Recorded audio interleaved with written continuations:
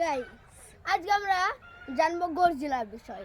তোমরা তো অনেকেই জানো যে গডজিলা হচ্ছে monster versus king, Godzilla king of the monster.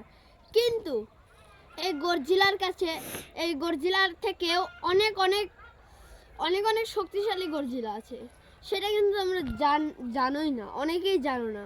কিন্তু গডজিলা মনস্টার ভার্সের ভিতরে গডজিলা কিং, কিন্তু গডজিলার ফর্মের ভিতরে গডজিলার সবথেকে শক্তিশালী ফর্ম হচ্ছে গডজিলা ইন হেল। এটা হচ্ছে তার সবথেকে শক্তিশালী ফর্ম। কিন্তু গডজিলা মনস্টার ভার্সের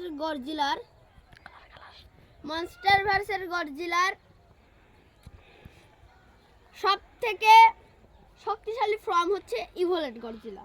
সেটা তোমরা Godzilla x Kong the new empire ভিডিওটি তোমরা দেখেছো। আর ওইখানে আমরা টাইটান শিমোকেও দেখতে পেয়েছি। ওই টাইটান অনেকেই জানো না যে হচ্ছে টাইটান শিমোক হয়তো গডজিলা থেকে অনেকটাই বেশি পরিমাণে শক্তিশালী। কিন্তু Godzilla king of the monster এইটাও ঠিকও হতে পারে। অনেকেই এখন এটা ভাবছো, চিন্তা করছো যে গডজিলার শিমোর ভিতরে কে বেশি শক্তিশালী। অনেকেই আবার বলো ওরা দুইজনই সমান। কিন্তু গাইস না,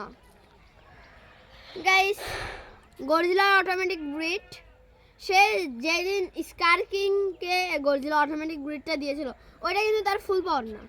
ফুল পাওয়ার যদি ও ব্যবহার করে তাহলে ও চাইলেই গডজিলা আলটিমেটকেও হারিয়ে দিতে পারবে। সেটা গাইস গডজিলা ফর্মের ভিতরে একটি শক্তিশালী ফর্ম হচ্ছে গডজিলা আলটিমেট।